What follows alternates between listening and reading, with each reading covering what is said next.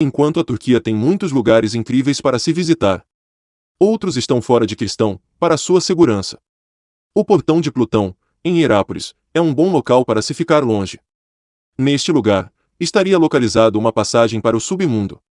Histórias dizem que ninguém poderia sobreviver lá, e um historiador jogou 3 pardais para testar, e eles morreram imediatamente.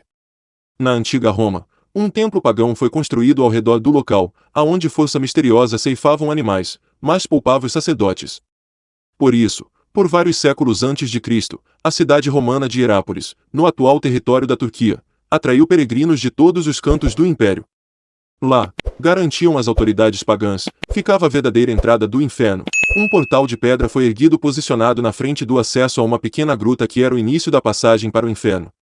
Em volta, foi construído também arquibancadas suntuosas para abrigar os fiéis que queriam assistir a um ritual comum, o sacrifício de animais que eram guiados pelos sacerdotes. Segundo o geógrafo grego Estrabão, os sacerdotes eram homens castrados. Bois e vacas saudáveis andavam rumo ao portal. Quando entravam lá, se debatiam e caíam mortos, quase instantaneamente. Os sacerdotes, por outro lado, saiam vivos. O público ia ao delírio. Afinal, geralmente é preciso matar o animal com as próprias mãos para sacrificá-lo. Uma morte assim, no automático, era a melhor prova de que Plutão, deus dos mortos e das riquezas do solo, havia gostado do presente. Vale lembrar que enquanto para os gregos o deus dos mortos e submundo é conhecido por Hades, já para a mitologia romana seu nome era Plutão, por isso a passagem ganhou o nome de Portão de Plutão ou Portão do Inferno.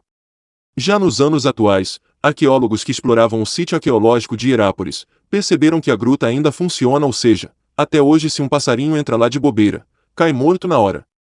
Isso chamou a atenção de Hard Pans, especialista em vulcões da Universidade de Duisburg-Essen, na Alemanha.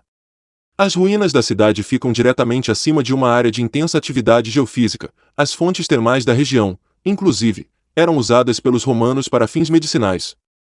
Pans descobriu que, abaixo do templo, uma fenda no chão libera constantemente dióxido de carbono CO2, na gruta. Durante o dia, o gás tóxico, por causa do calor do sol, sobe e se dispersa na atmosfera.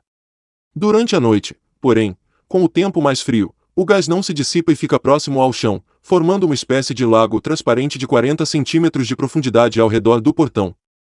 Os detalhes estão em um artigo científico.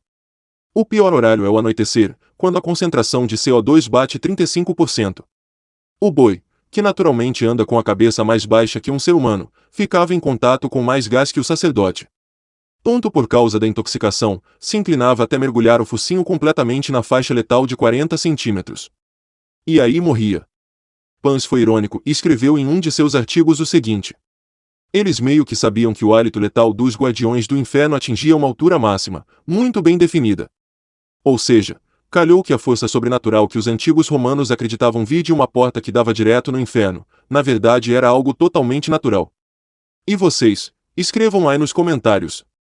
O que acham disso tudo? Os antigos sacerdotes têm razão, e os cientistas como sempre procurando explicações científicas, ou realmente não há nada demais com este local? Você está no canal Fatos Bizarros. É um canal útil e divertido com muito conteúdo interessante. Não deixe de se inscrever no canal, pois tem vídeos incríveis para todos os gostos.